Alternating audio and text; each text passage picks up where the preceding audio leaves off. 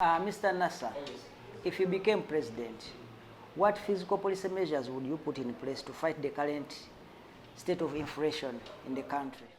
Well, you see, a country like Uganda, I think one of the key things that needs to be considered is making sure that we reduce taxes on incomes, and then we tax consumption. You see, Uganda, unlike the developed world, our societies, and I believe in a number of other African countries, our societies are still intact.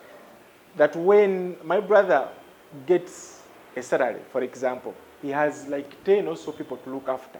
That is not the case in the European world. The people there are basically either themselves, mother, father, and maybe a few kids, as opposed to us, where you're still looking after a nephew, a grandmother, and a relative. Therefore, you need to make sure that people have enough disposable income.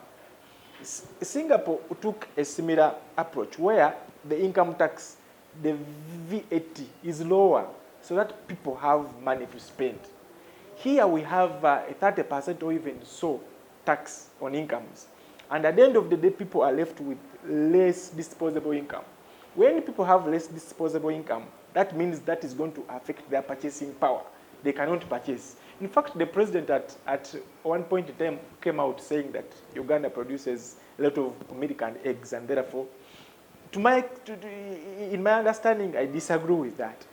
People, even here in Kampala, do not have the money to constantly afford meat, milk, eggs, fish, and the likes. Why? Because they have less disposable income.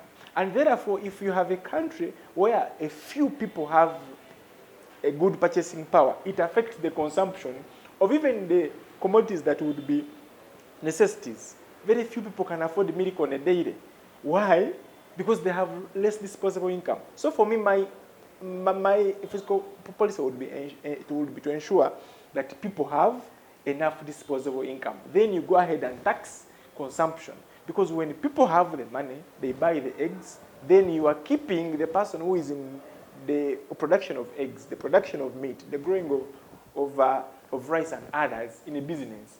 But the moment you are ensuring that people have less, less disposable income, then you're creating a danger. And in fact, this, to some extent, eats up into the corruption we have in the country. Because literally, government is taking away everything. People are left with little. When someone is left with little, even to work on the necessities of life, what will he be left with is stealing to survive. So for me, I think, and I would make sure that the implementation is in a direction of making sure that people have enough disposable income. Their incomes are not taxed as they are taxed now. VAT would move from 18% to 12%. Then income tax would go as low as 20%. What will that mean? That the services that would ideally be provided by government, if government is looking at taxing people so that it can provide mosquito nets, if you leave people with enough disposable income, they will buy for themselves mosquito nets and even for their relatives. Why? Because our societies are still intact.